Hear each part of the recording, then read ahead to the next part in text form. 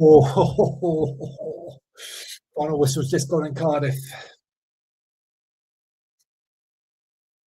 Scottish players, I would say, look relieved more than jubilant. Welsh players look desolate, absolutely desolate. Scotland have won 26-23, but my word, Wales took it to them and led for almost the entire game. Oh, God, you've got to feel for Wales in this, don't you? Okay, we will get into all the analysis at the 4-minute mark, as always. But if you're here nice and early, give this video a thumbs up so other people find it. And we will get, as I say, 4 minutes. That's when we'll start talking about the game. So go and grab yourself a drink. Or if you're watching the replay, feel free to fast forward to 4 minutes. But while you're there, tell me what you're drinking and where you're watching from.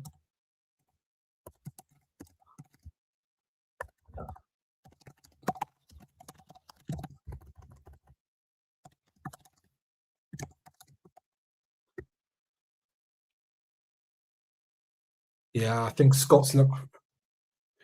I mean, there's smiles, but it's definitely relieved smiles. I think a couple of big moments towards the end of that game.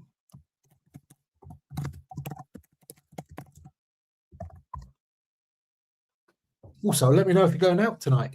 Out for a few beers on a Six Nations Saturday. Be good to know. Cheers, by the way. I'm having my regular Perinsko here in Bansko, Bulgaria.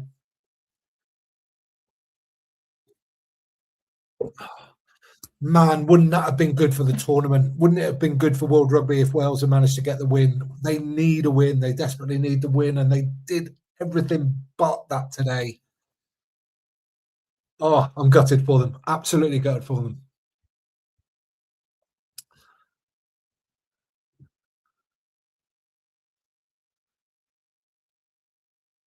Ellie, I could not agree more. Wow, didn't expect either game to go like they did. Wales were phenomenal after last week's hammering.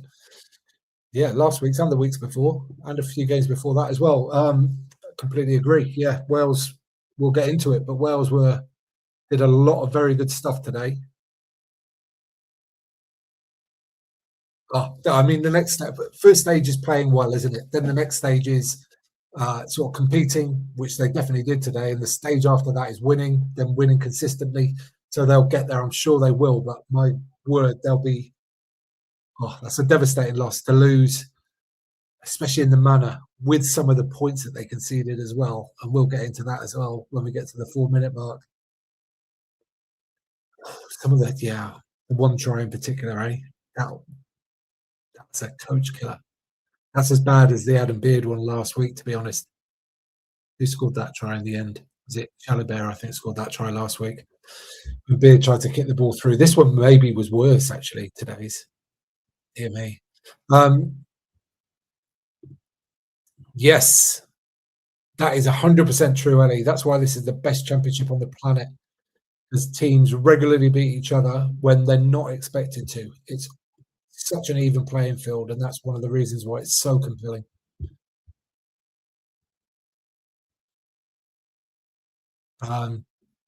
Yeah, and we're here to talk about Wales and Scotland. Obviously, I'm not going to pretend I'm not still gutted about the England game earlier. That's definitely the case. What have we got here? Yes, there's some positives. I love positives. Breakdown better in the first 60, kicking more accurate. Absolutely. Costello looked a different player to 12 months ago.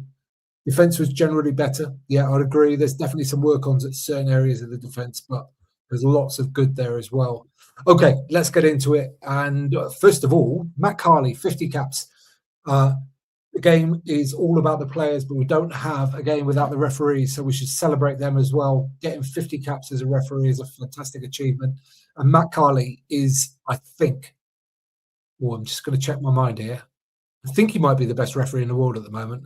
I think he's so technically accurate, and that doesn't mean he gets everything right, but like he's on the ball, and I think his manner with the players is exceptional. And there was a real flashpoint about 10 minutes from the end of this game, which he dealt with so calmly, and it just sort of got everything back on a level playing field. I thought he was really good today, and I think he's been a really good referee for a long time. But before we get into the game, we've got some negatives as well. Let's talk about those two. Bench strength not good enough. Costello injury, yeah, I mean, it's definitely a negative, but you can't help these things. Wide defence, yeah, not quite good enough yet. That's exactly it. Okay, Wales had a really strong start, didn't they? Really strong start. They moved the ball well. Plumtree had a massive carry. Um, I'm not sure who it was over. It might have been over Gregor Brown or the second round. I missed it. And but Scotland got an entry from a line out, and there was a yellow card for Hawkins for a high shot on Gregor Brown. This one went to yellow card review, off-field review, and it could have gone either way. I think this one, because he was never legal. It could have gone either way. For me, the trouble with this one is well, not trouble with it, but the optics of this one weren't good as well because Gregor Brown's head really snapped backwards. If it had been a 20-minute red card, I wouldn't have complained, but I think the yellow card wasn't unreasonable either. It wasn't a horrible shot. Yeah, I think yellow card was okay, but like I say, you couldn't really have complained if it was a 20-minute red either. But Wales were trying to play with tempo. They were being ambitious and direct, and I liked that about them. They looked like they had no fear, and I think, excuse me, for a team that's been struggling as much as they have, to look like you've got no fear is a massive achievement. And this was epitomised by a penalty around about the halfway, I think it was, and Thomas Williams tapped and went. He managed to get all the way up to the right-hand side, and they just managed to keep momentum and just kept on the front foot. Eventually won a penalty, and Rhys Carre got over for an identical try to last week's try. It was exactly the same. So he took the tap penalty, drove up, and then Carre came sweeping back round to find a back to drive over through. It was quite remarkable how identical it was. I'd love to see them overlaid because it was on exactly the same part of the picture as well. So that was good. So yeah, great start by Wales. 7-0 up, but Scotland were attacking well. When they did have the ball and Scotland were a bit full of errors today, but they did attack well. They found a lot of space wide, huge amount. But Wales were staying quite well connected. So if Scotland attacked fairly narrow, then Wales are dealing with that fairly well. They stayed connected. They made their shots. They got back up. They reloaded. They weren't conceding a huge amount of ground. But every time Scotland tried to play a little bit wider, they just found huge amounts of space, and that was a real problem for the Welsh. There was a brilliant turnover penalty won by Rhys Carre, I think it was. I think it was him. But somebody got yellow carded. How's that not on there yet? Oh yeah, sorry. We've just spoken about that with yellow Hawkins. I thought it was a winger. The Scotland backline did a brilliant bit of passing from a set play on the left-hand side. I think it was a line out. And the key to this thing, well, there's a few keys to how they play this, the Scots, and they do it very, very often, this move. The width of the pass from Ben White is remarkable.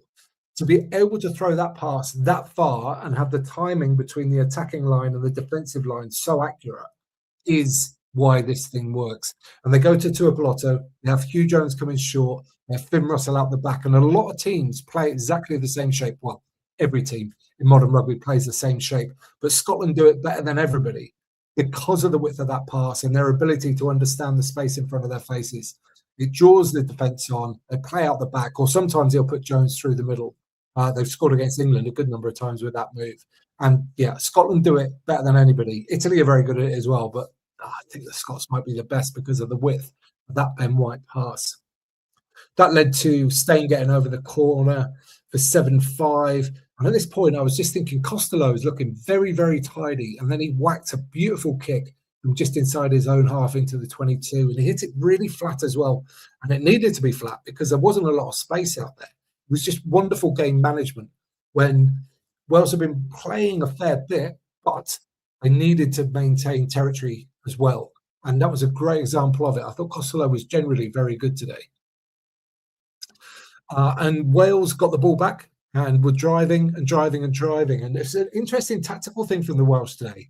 There was various times in the game where they just went very old school with their forward play.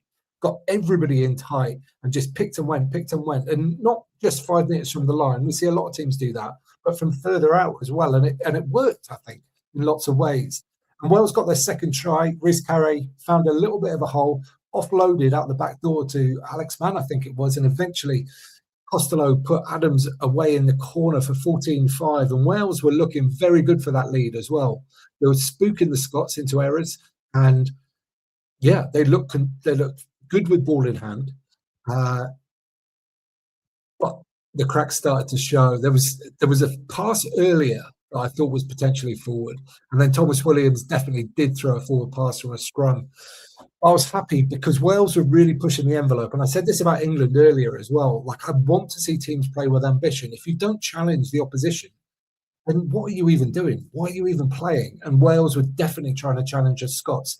It's so easy if you're on a run of kind of bad form or low confidence or whatever to just play within yourselves. And Wales did not do that today. So I think that's really, really strong indications that they are going to be coming out the other side of this sooner rather than later.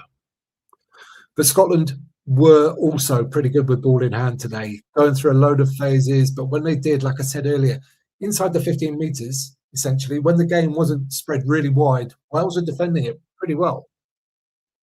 And the Welsh had the edge in the scrum as well. Scrum just outside their 22. They kicked long, a bit of pressure on Scotland. Just seeing the Scots here, lifting the Doddy Weir Cup. Good on them. Good on Doddy. Make sure you get on Doddy Aid every year, January, if you don't do it already. Sorry, back to that. Wales had that really dominant scrum. They kicked long, and it kind of forced Kinghorn to run back a little bit.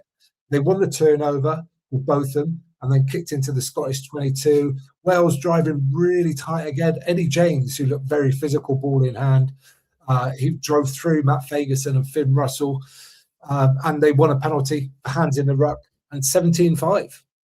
17-5 is a very, very decent score at that stage in the game, especially for a Welsh team that has been struggling to even stay in games by this stage of the game recently anyway. But Scotland were making huge ground on first phase attack. They continued to do that. The accuracy of their passing and the narrowness of the Welsh defence, they were kind of causing Wales all kinds of trouble. But the Welsh just stuck in it, scrambled really well, and just won turnovers at the ruck at the opportune times. But Gregor wasn't happy. And you could tell he wasn't happy because he made two substitutions. Schumann on for Macbeth and Bayliss on for Williamson. I mean, these kind of substitutions, and England did it as well. It's the coach sending a message to the players that are on the pitch saying, you are not on it at the moment. And if you're not on it, we're going to replace you with people that will be on it. So it's a little bit of a mind game about everybody else that's remaining on the pitch to make substitutions like that in the first half. But it didn't particularly work for Scotland, to be honest, because they overthrew a line out. But Wales got a little bit panicky, threw an inaccurate pass, and then were penalised for offside. And Dowie Lake did something soon afterwards, which I've seen him do at least twice before. Somebody picked up from the base of the ruck. Oh, it's Carl Stain. He picked up from the base of the ruck, and Lake was offside. And he just put his arms up and just ran back and let him go. And Stain really could have scored from that. Whereas, I think the professional thing to do potentially is for Lake to just take the penalty and probable yellow card. I've seen him do it before. I think it was against England previously when he did that and the player scored. It's a tricky one, right? Because actually Wales got away with this one because Mann won a turnover penalty, which was huge, absolutely huge at that stage of the game. Well, I just think if you're in that position, when somebody's breaking through 15, 20 metres out from directly under your posts, you probably have to make the professional foul, I think. Scotland got the ball back there and attacked right, and there was a beautiful bit of play here. They were even numbers. Like it looked like, okay, they're all numbered up, no opportunity here, but Principality did a great job of understanding that his inside players were quicker than the players that Wales had in defence. And essentially it was Kinghorn versus Francis. That is no contest when it comes to pace. So Tuipulotu stepped back inside. He got tackled, but offloaded to Kinghorn. And Francis Cook was nowhere near getting across. It's not his fault. It's just it was spotting a good opportunity by the Scots. But Wales got back, scrambled, recovered the kick, and got it away. And that was the end of the first half. And it was thrilling, to be honest. 17-5 at half time. And I think Wales definitely deserved to be in the lead. 17-5, maybe a little bit punchy in terms of how much, because the Scots had played some really good rugby as well, but they just faltered when it came to actually scoring the points. Okay, let's have a look at some more comments here. Yeah, I feel this one. Yeah, I completely agree. It's tricky, isn't it? The emotions around this. This loss was harder to take than the two thrashings before it. When you're so close and the performance has been so good, to then lose late, it's tough, isn't it?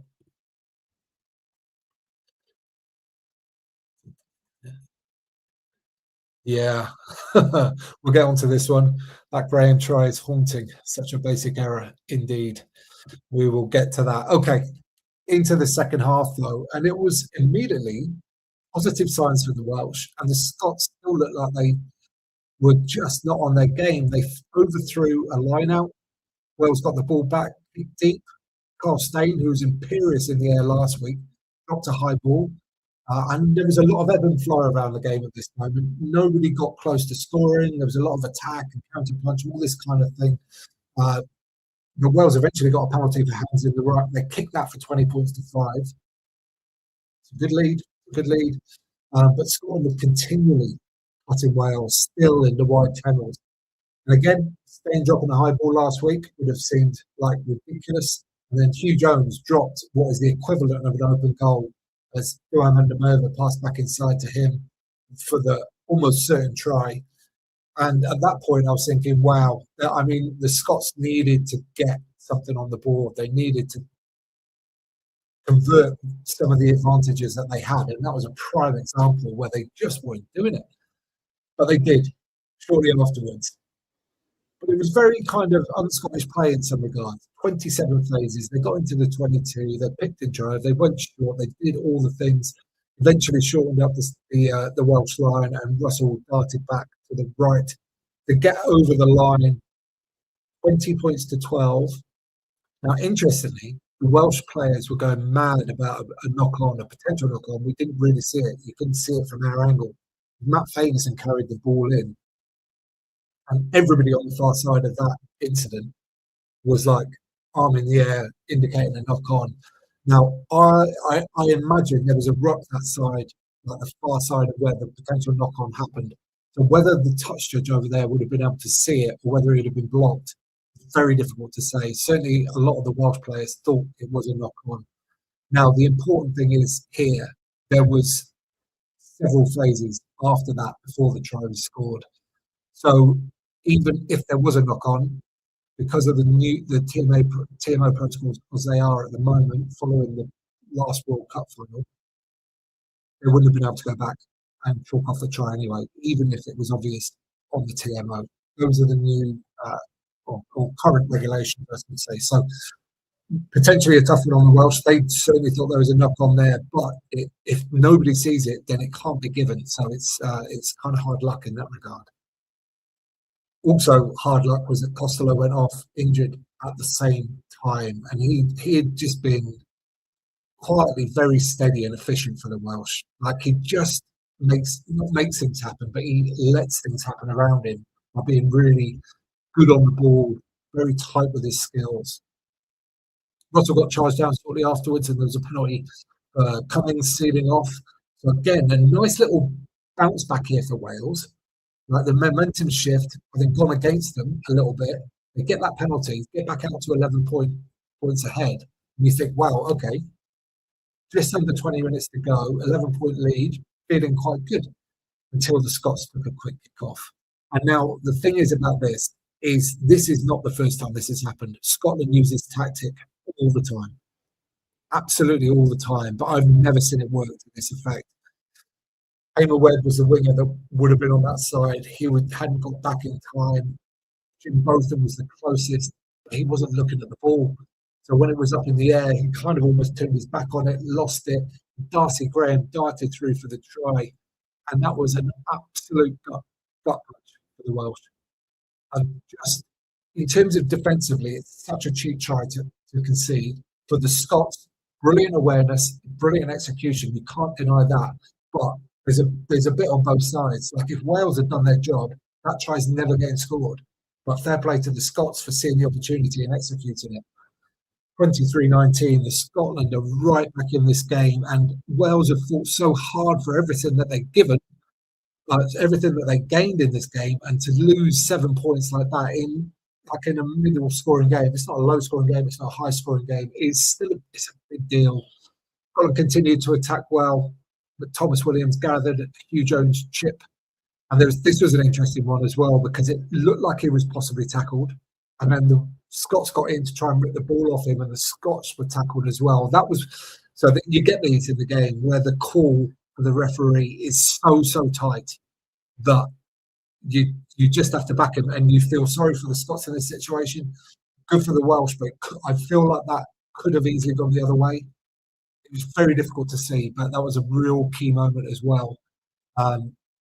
In the 61st minute, it felt like if Scotland had won that penalty, they might have just taken the game away then. There was a brilliant Jared Owens tackle on Horn, who had burst through the middle. Key moment again. It felt like all these little things at this time in the game, you wonder, is that the moment that won the game? Is that the moment where the game got away from that team? So when it gets to the last 20 minutes, all these things feel so important. And that Jared Evans tackle on Horn, if Wales had gone on to win, would have been really pivotal, because they were in a great position there. Wales went back to their very old school forward play shortly afterwards, driving really short. They won the penalty, but it was reversed for a croc roll by Thomas Williams. I called this one as soon as it happened. I was like, that's a croc roll.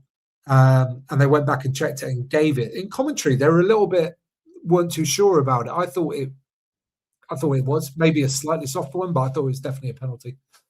And Scotland were continuing to fly and attack. They just looked, their setup plays, the accuracy of their passing, the timing of the running lines. They were doing a lot well. It was just when it got to the scoring part that they were struggling a little bit. And they also got penalised for a crook roll by Tuapoloto shortly afterwards. And this one, I mean, it has to be given, I think, by the current laws, but again, similar to the Thomas Williams one, I think it is a penalty, but you could argue maybe it's slightly soft. But the game really sort of went away in the 71st minute. Let me know in the comments if you know what this was for, because I watched this, I saw the replay, and I didn't hear what Matt Carley said. I still can't work out what the penalty was for. It was Lewis Rees-Zammit, just about 30 metres from his own line, drifting right. It looked like Wales had an overlap, and maybe Zammit should have passed it, but he thought, I could beat this man, and then we've got a 3-on-1 advantage, which is potentially the case. I think he either knocked it on or tried to tackle it, and I'm not sure what the penalty was given for. There was no complaining by the Welsh, so I'm assuming it was something. Obviously, it was something, but I couldn't work out what it was for.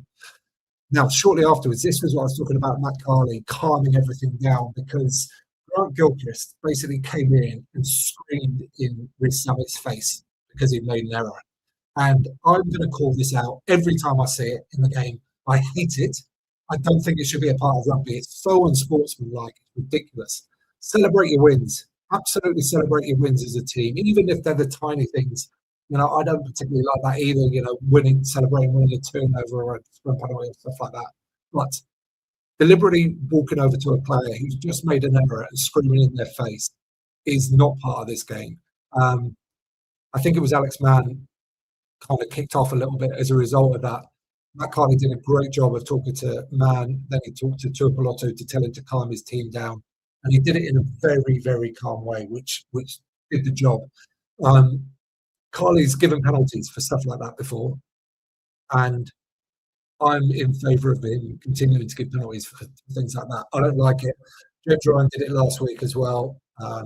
It was one of the South Africans did it first against Ireland last autumn as well. Yeah, get that out of that game. Scotland, though, kicked to the corner, and they kind of stuffed their own wall. They brought it down and didn't knock it on, but it went on the floor. The Welsh scrambled it back, but they kicked clear. Scotland came back, driving and driving. Scotland kind of just went very, very tight, and they were making ground. Wales were hanging on, but they got a penalty advantage. Very kickable penalty with 6 minutes to go, 7 minutes to go. And that's an interesting choice to make there, because there's plenty of time to get back down the other end and get over another 3 points. But they went for the corner. I thought it was a big call. But Scotland scored from a trick play, basically, until they realised that actually the referee had the time off. The assistant referee had told George Turner not to throw the ball in. So, like, Scotland could have no complaints about that whatsoever.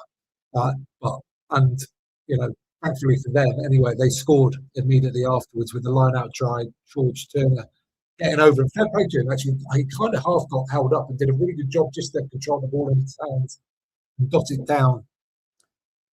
And then, again, looking at these big moments towards the end of games, Scotland dropped the restart. And it was Matt Fagerson that dropped it, but I'm blaming Grant Gilchrist on this. It was definitely his ball. He should have been claiming that ball and getting up for it. Fagerson had to come forward much further than he should have had to. Yeah, it was a very strange thing, but they backed it up with a big scrum. And it was Schumann on the loose head side who really, really got the upper hand. Penalty to the Scots, massive call. They kicked out, got another penalty shortly afterwards. And with the clock at 79:13, it was a very obvious choice to kick for goal, because they can just let 45, 50 seconds go, 50 seconds, I should say, go. And then it's the end of the game, no matter what happens, whether it goes over or not. You know, there was talking commentary about kicking it dead, but as long as it's kicked after the 80-minute mark, it doesn't matter. That was the game. Looking at Dowie Lake now, doing his post-match interview. He had a fantastic game, I think, for the Welsh. Carried really well. Lots of the Welsh that really stood up as well. Wainwright, obviously, very at the forefront of the carrying. Yeah, very tough. They'll take so much confidence from the performance, though. But nothing gives you more confidence than getting the win. That's for sure. Okay, let's look at some more of these comments. What else have we got? Yeah. Yeah, such an effort from Wales. They are getting back into it now. Absolutely. It's still going to take more time. There'll be more dips, and you know they'll come back up again. The progress is never linear, but I think that gives not only Wales and their supporters a huge amount of hope, but also the rest of the tournament and the rest of World Rugby, because we all want Wales to be competitive. Everybody wants that. So I was really pleased for them and for the tournament in that respect. That they got the win today, that would have been headline making, no question about it, but the performance was excellent.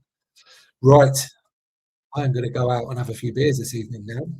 Got match reports tomorrow morning. Who am I talking to? Oh, yes. The England-Ireland game, obviously I'll be chatting to a very happy Elko. He'll be delighted, no doubt, and I'm speaking to Hugh Jones about this game. So we'll have some match reports for you tomorrow, and then there'll be a post-match live again after France, Italy, and love the French team, love everything they're about, but I'll be supporting the Italians, the underdog, just to sort of blow this tournament wide open. It would be an amazing thing. They've been the French before, got a draw a couple of years ago. I'm going to back them to have a really strong performance and see where that leads them. There'll be a post-match live after that as well, and the match report will be with you on Monday morning. So thank you so much for being here. Thank you for watching. If you haven't given it a thumbs up, can you do that now for me? Because it helps other people find it later this evening. And I appreciate you being there. Yes, thank you. Everybody that's saying thank you and enjoy your evening. Thank you back. Have a great time. Have a great evening. And I will see you tomorrow for more fantastic Six Nations rugby.